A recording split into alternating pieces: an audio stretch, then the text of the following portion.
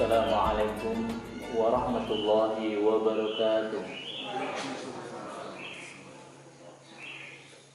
Alhamdulillahi rabbil alamin, alladzi anzala as-sakinata fi qulubil mu'minin liyazdadu imanan ma'a imanihim. Wa sallallahu ala nabiyyina karim Muhammadin sallallahu alaihi wasallam wa ala alihi wa sahbihi ajma'in wa man tabi'ahum bi ihsanin ila yaumiddin. Ya ayyuhalladzina amanu taqullaha haqqa tuqatih wa la tamutunna illa wa antum muslimun. Puji syukur kehadirat Allah Subhanahu wa ta'ala yang kembali menghimpun dan mempertemukan kita pada bulan yang mulia. Alhamdulillah, Allah telah sampaikan kita pada tahun 1442 Hijriah, dan sekarang kita memasuki tanggal 3 Muharram, tahun yang oleh Allah Subhanahu wa ta'ala diresmikan sebagai tahun Islam, bulan sebagai awal bulan dan penanggalan Islam, perhitungan kalender yang dipakai dan disepakati oleh Muhammadiyah untuk disematkan di setiap melakukan surat menyurat, dokumen-dokumen, kegiatan-kegiatan wajib mencantumkan penanggalan Hijriah. Memang kita sadari bersama, Januari lebih populer sebagai tahun baru dibanding dengan Muharram.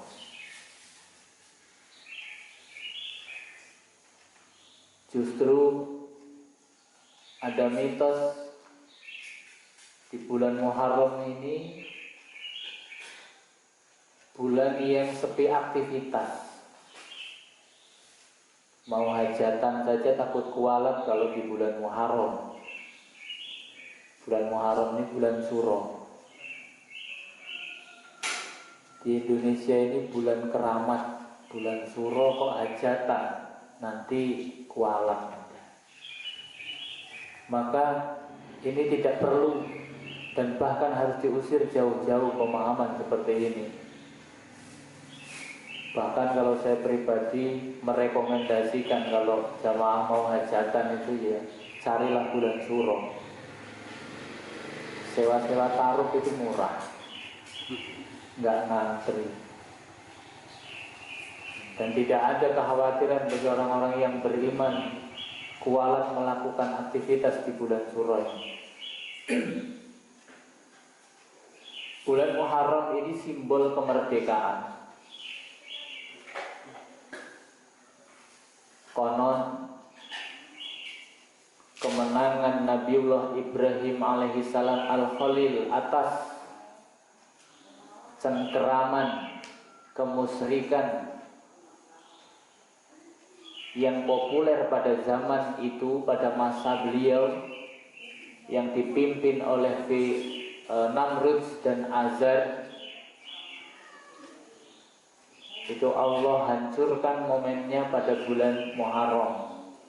Begitu pula ketika Rasulullah SAW menjumpai orang-orang Yahudi yang ada di Madinah memuliakan bulan Muharram, ternyata kata mereka bulan Muharram adalah bulan di mana Nabi Musa dan Bani Israel Allah bebaskan, Allah selamatkan dari tirani Fir'aun.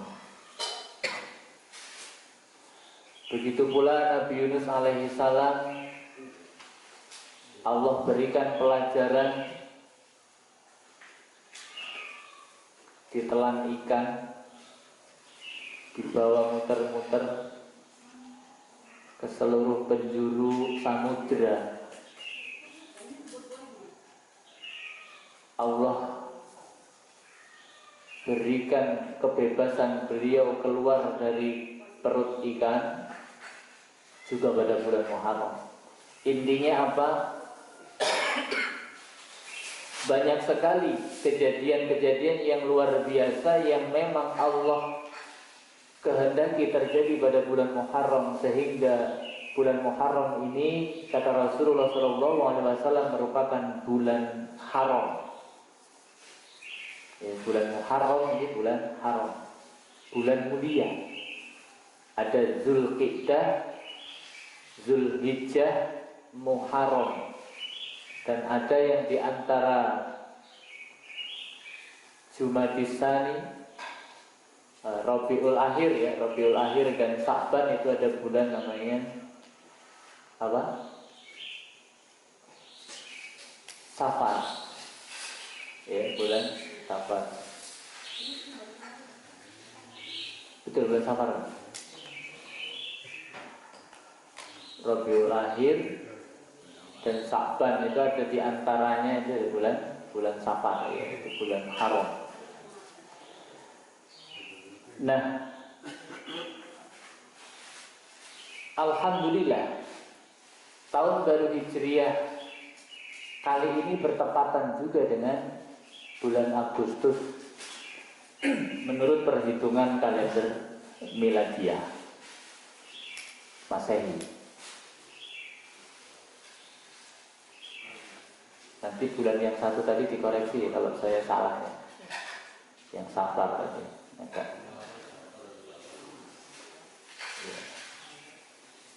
Ada 4 bulan-bulan haram ya. Di dalam surat At-Taubah ayat 36 itu dalilnya 4 bulan. Nah, intinya sangat erat sekali kaitan dengan kemerdekaan, kebebasan dari belenggu-belenggu yang menguasai kebebasan asasi manusia. Kita akan melihat apa saja yang menjajah manusia. Kalau kita buat skema penjajahan ini ada 2. Pertama, penjajahan zahir. Dulu bangsa Indonesia punya pengalaman dijajah zahir 350 tahun berada di bawah cengkraman kolonial Belanda. Sebelumnya Portugis juga sudah mendahului, mengambil atau merambah kekayaan yang banyak sekali. Ini sejarah kita luar biasa Indonesia ini. Maka yang memberi nama Borneo itu Portugis. Asal katanya Brunei sebenarnya. Brunei, orang Portugis nggak bisa ngomong Brunei, jadinya Borneo. Kemudian menyusul Jepang yang juga imbasnya sangat luar biasa. Inggris juga ikut-ikutan. Jadi ternyata Indonesia itu bisa diumpamakan sebagai surga yang menjadi tujuan hidup bangsa Eropa. Kalau sekarang kebalik, orang lebih bangga kalau jalan-jalan ke Eropa, padahal orang Eropa itu sangat betah di Indonesia sampai 350 tahun. Ini contoh penjajahan fisik zahir. Dan kalau kita lihat sampai hari ini masih terus terjadi di belahan bumi yang lain.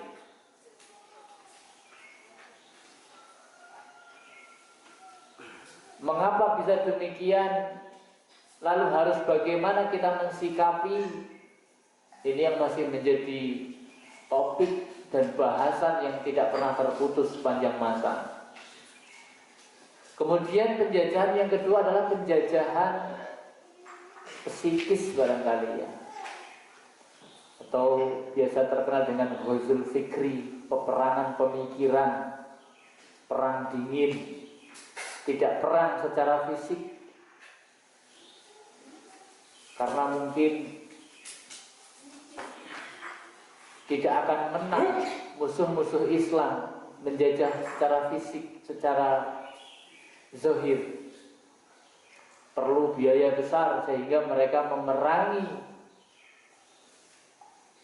Islam itu dengan pemikiran.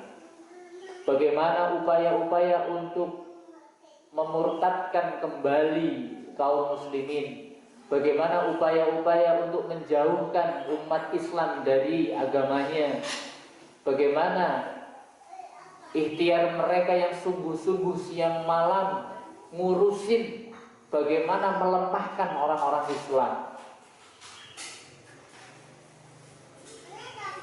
Berupaya sekuat tenaga mereka menghimpun kekuatan, menghimpun harta untuk memasukkan ideologi-ideologi mereka ke relung-relung sendi-sendi ideologi kaum muslimin. Dan kita melihat banyak sekali khilafiyah, perbedaan pendapat yang berujung kepada bentrok fisik, intervensi. Maka inilah contoh beberapa kasus yang menunjukkan bahwa kita memiliki musuh yang senantiasa berjuang untuk melemahkan. Sebagaimana firman Allah di dalam surat Al-Baqarah ayat 102. Walan tardo angkal yahud walan nasara hatta tattabi'a millatahum. Tidak akan ridho orang Yahudi dan Nasrani sehingga engkau mengikuti milah mereka. Mengikuti milah itu adalah mengikuti pola hidup, gaya hidup, style mereka. Belum lagi yang paling berbahaya adalah munculnya kembali penjajahan akidah. Yang ini juga pernah dialami oleh umat-umat terdahulu di masa zaman Nabi Ibrahim alaihissalam. Manusia dipaksa untuk menyembah manusia. Manusia memaksa memalingkan peribadatan yang seharusnya dimurnikan untuk Allah Jalla wa'ala, tetapi dipalingkan untuk menyembah sesama manusia. Maka dua kalimat dalam momentum Muharram ini, mari kita tadabburi kembali bagaimana kita berjuang dan berkorban. Dua kata ini tidak boleh hilang dari cita-cita hidup kita, berjuang dan berkorban. Perjuangan belum selesai. Perjuangan membutuhkan pengorbanan. Supaya tegak dinul Islam di muka bumi ini, bagaimana Allah diibadahi secara benar, masyarakat kembali kepada Al-Quran dan Sunnah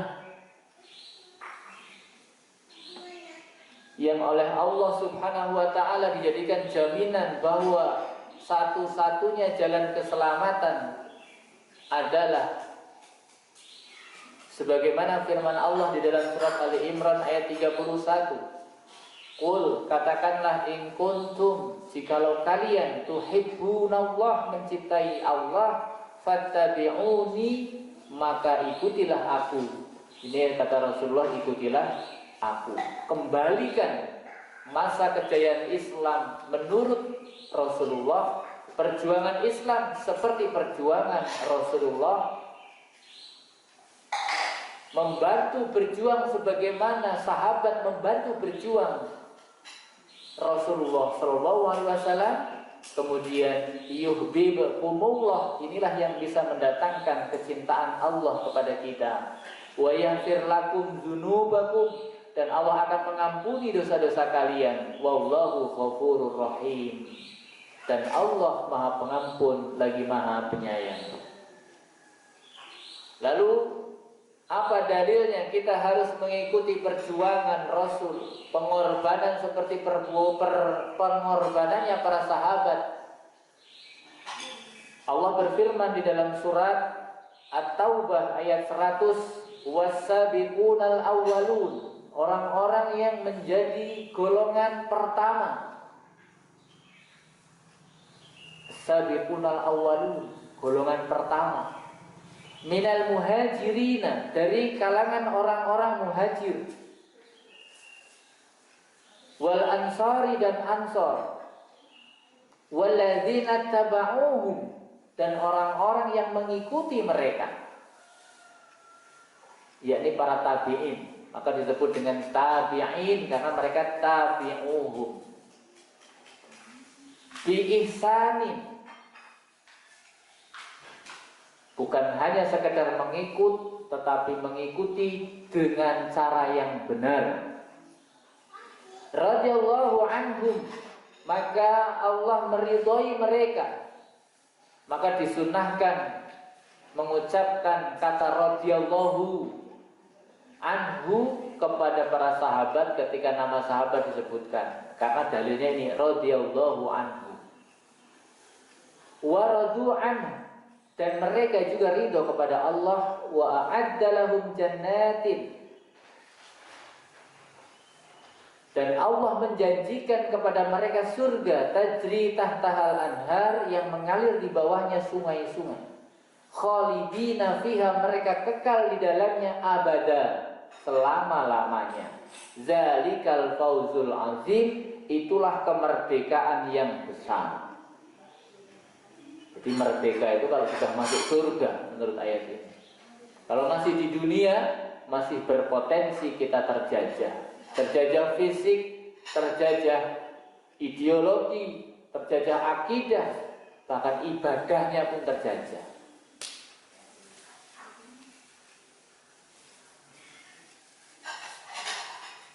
Bagaimana tidak henti-hentinya musuh Islam dari kalangan Yahudi dan Nasrani itu melemahkan Islam.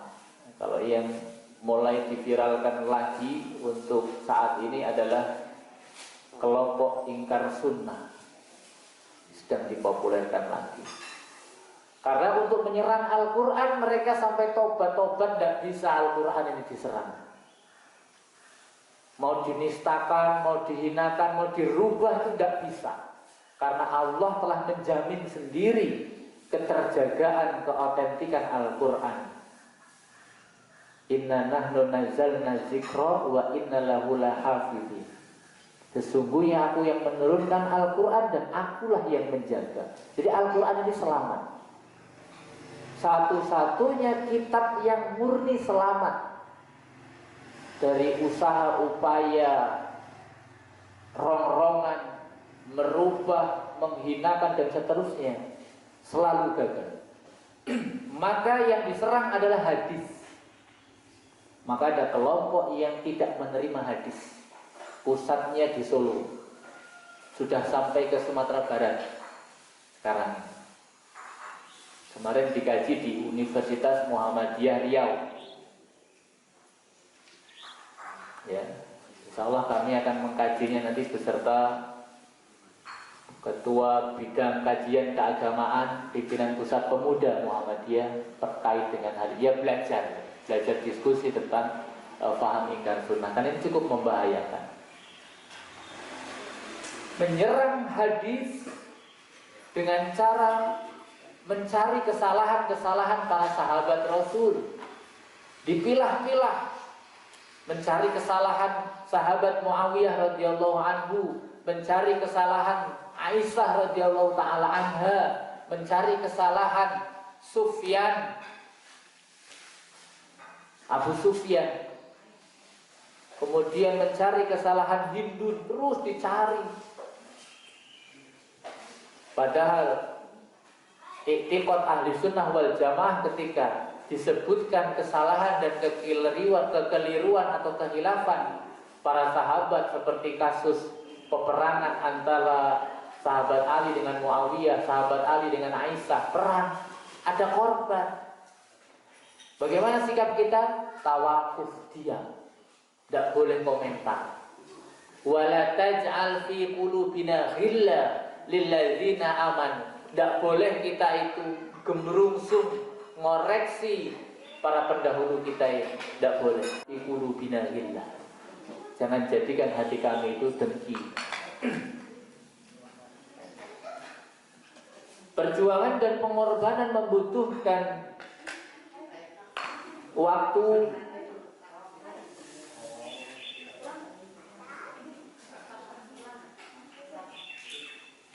ya dibagi saja tapi jangan gemerungsung, karena direkam. Pengorbanan waktu. Ayo kita evaluasi, berapa waktu yang sudah kita alokasikan untuk perjuangan. Karena perjuangan membutuhkan waktu. Gak bisa sakjuk saknyuk. Apa sakjuk saknyuk? Seketika, dalam tempo yang sesingkat-singkatnya itu tidak bisa. Perlu waktu. Nah, urusannya bagaimana? Sudahkah kita, ya tadi, mewakafkan waktu kita untuk perjuangan? Perjuangan apa? Islam.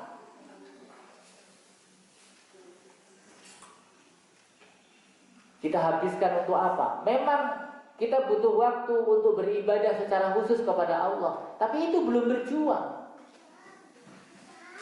Belum berjuang.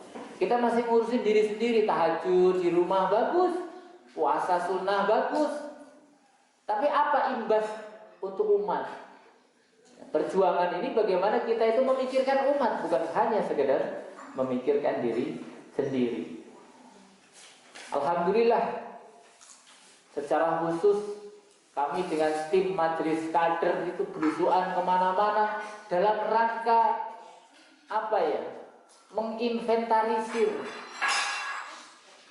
kondisi keumatan ini. Butuh apa?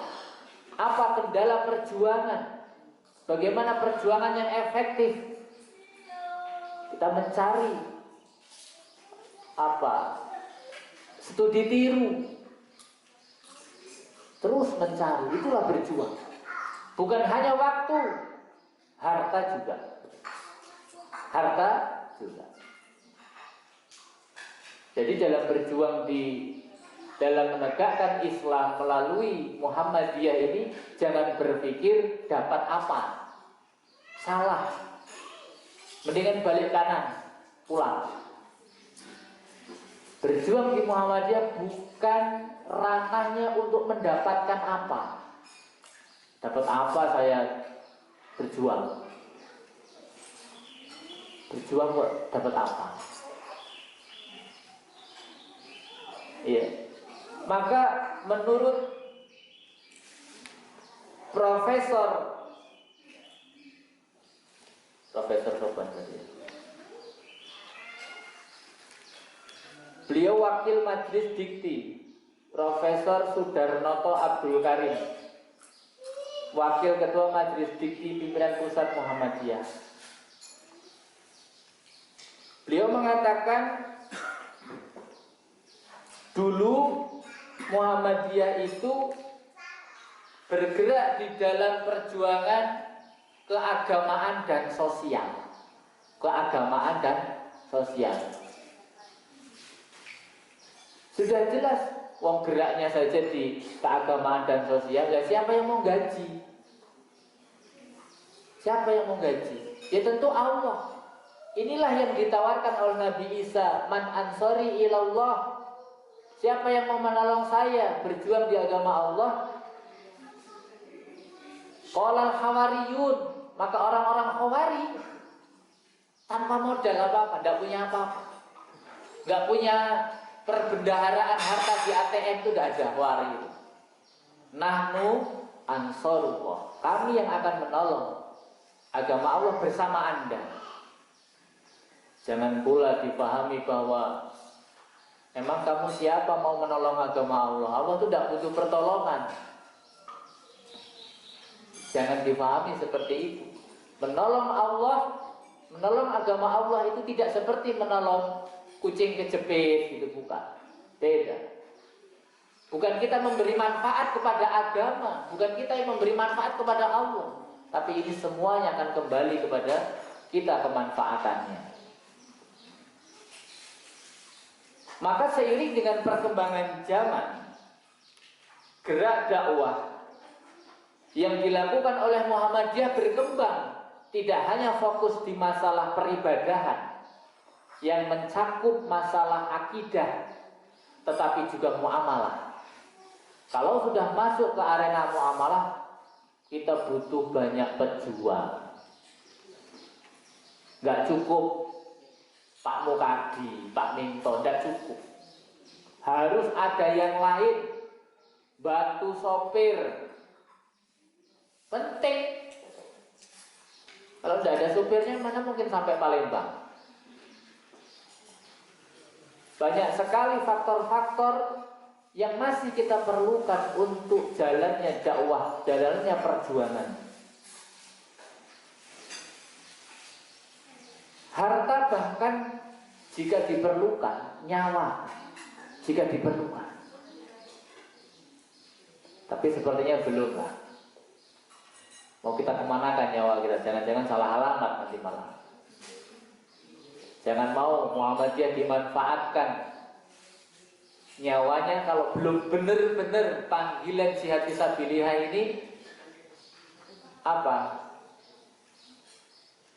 Sesuai dengan. Tapi jika diperlukan, jangan balik badan. Ya, ini bagaimana Rasulullah SAW berangkat ketika perang Badar, perang pertama kali dalam Islam. Rasulullah berkata, ya Allah, kalau nggak aku menang, nggak engkau menangkan perang Badar ini, ya nanti nggak ada yang nyembah engkau loh, nggak ada yang nyembah Allah. Kalau perang Badar nggak menang, aku khawatir tuh nggak ada yang nyembah. Rasulullah mengatakan, siapa yang mau membantu saya dalam perang Badar ini?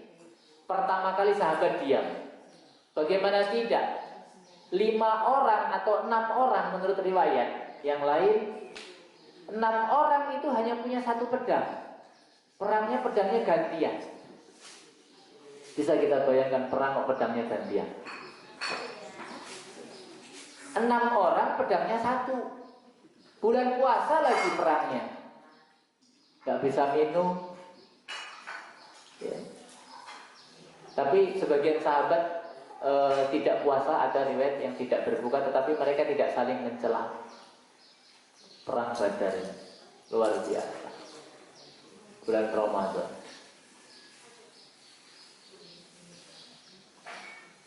Bahkan Rasulullah mengatakan, kalau nggak ada yang membantu saya, karena sahabat kok ditanya pada diem, ayo mangkat perang, diem semua.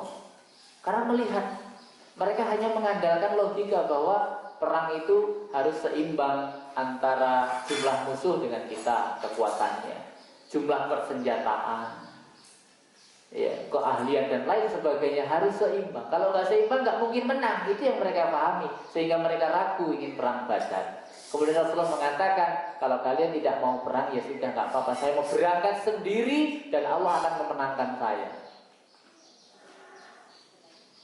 Berjuang sendiri dan Allah akan memenangkan saya. Dari sini para sahabat muncul semangat.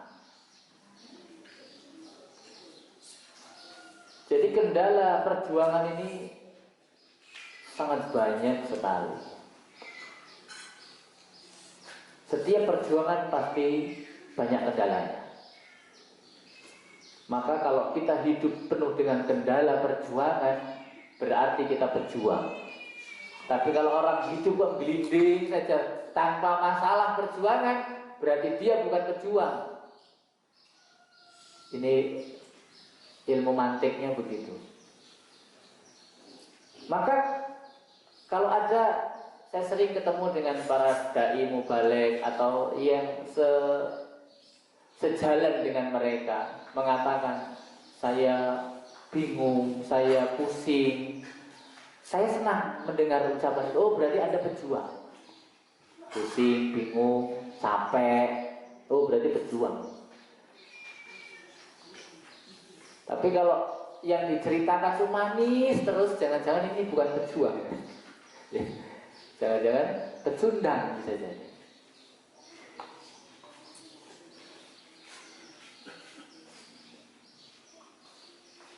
Kita juga memerlukan kebebasan ketertindasan, kezaliman. Ya ini nggak usah kita bahas rinci-rinci, karena kita lihat masih banyak pertunjukan kezaliman di hadapan mata kita. Banyak sekali dan sedang terjadi, bahkan sistemik dan masif secara umum. Contohnya nanti kalau waktu senang kita bahas, jangan direkam contohnya. Termasuk upaya mantan pimpinan pusat Muhammadiyah, inisialnya Pak Din Samsudin, ini masih merasa beliau berjuang. Didukung atau tidak didukung, beliau berjuang.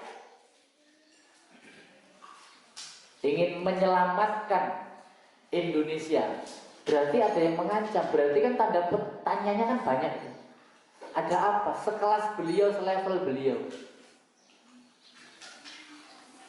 Mungkin yang kita pikirkan tidak seperti yang beliau pikirkan. Yang beliau istihadkan tidak sampai kepada pemikiran kita, karena kita nggak tahu apa-apa. Tapi intinya adalah perjuangan ini masih berjalan. Masih berjalan.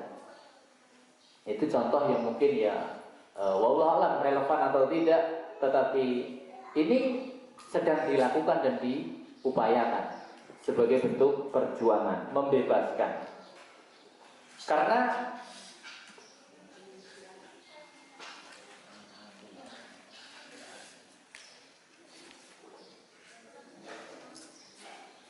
Indonesia ini luar biasa. Bagaimana Indonesia harus diselamatkan? Kemajemukan Indonesia ini terdiri dari 1340 suku. Satu kampung ada 3 suku saja kadang-kadang. Alah kayak wong suku ini wong angel dijak rapat. Satu kampung. Ternyata dari Sabang sampai Merauke, menurut catatan majalah SM ini 1340 suku. Ini kalau dibagi 33 provinsi di Indonesia, di setiap provinsi ada berapa? Banyak sekali suku ya kan? Ya kan? Ngomong loro karo loro ini beda, tulisannya podo. Loro karo loro. Ini masih satu suku ini. Wedi karo wedi itu tulisannya sama. Ini masih satu suku. 13.466 pulau. Bahasanya ada 718 bahasa. 37,11% daratan, 62,88 lautan. Nah, ini potensi yang sangat luar biasa, mengancam, diancam, dan harus diselamatkan. Siapa yang mengancam, siapa yang ingin menzolimi, dan siapa yang akan menjadi pejuang yang menyelamatkan. Nah, inilah sekelumit contoh barangkali yang ada di Suara Muhammadiyah. Kemudian yang terakhir, jangan sampai seperti ucapan Profesor Munir Mulkan yang menemukan dokumen film Muktamar 1925 di Belanda. Dia mengatakan jangan sampai kita mentok jalan buntu kemerdekaan. Kalimatnya pendek tapi dalam. Jalan buntu kemerdekaan. Apa yang yang dimaksud profesor? Jalan buntu kemerdekaan. Dan jalan buntu itu kan kalau memang mau ditembus kan membutuhkan energi yang luar biasa kalau mau nembus jalan buntu. Buntunya karena jurang harus diuruk, buntunya karena gunung harus diratakan, harus ditembus. Buntunya karena nyebrang laut, ya harus buat jembatan, buat kapal. Perjuangannya berat. Nah, penyebab buntunya ini ada buntu konstitusi, perjuangannya Pak Minto diperjuangkan.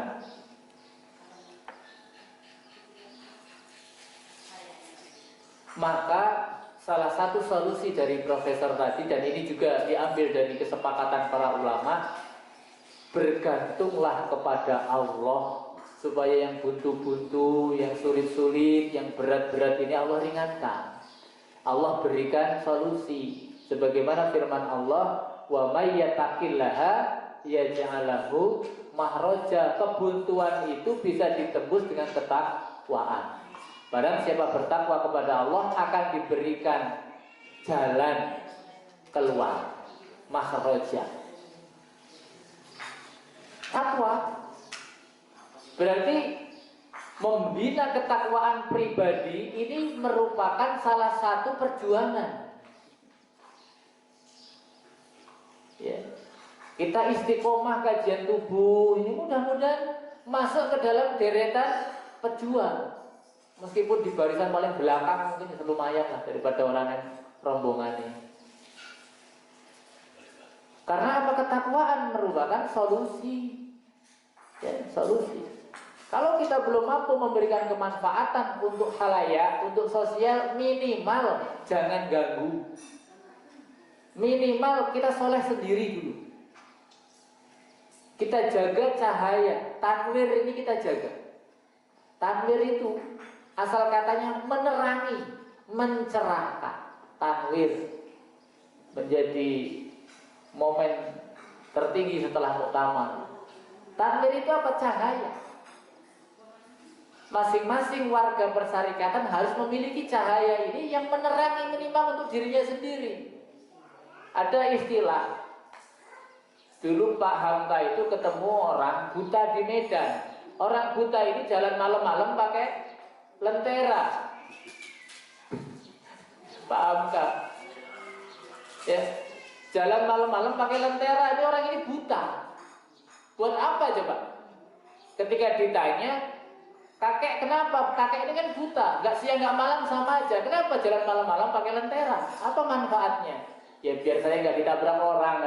Sederhana sekali. Biar saya tidak menyebabkan kesulitan bagi orang lain. Meskipun saya sendiri sulit, tetapi ada cahaya, tanwir ini kan. Ini harus kita jaga, jangan sampai padam. Karena anginnya dari segala penjuru yang ingin memadamkan cahaya Allah. Ya. Ada surat An-Nur. Ya, surat An-Nur itu ya.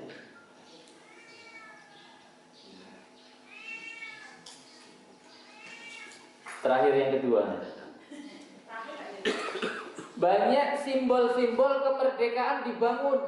Di Amerika itu ada apa itu? Liberty.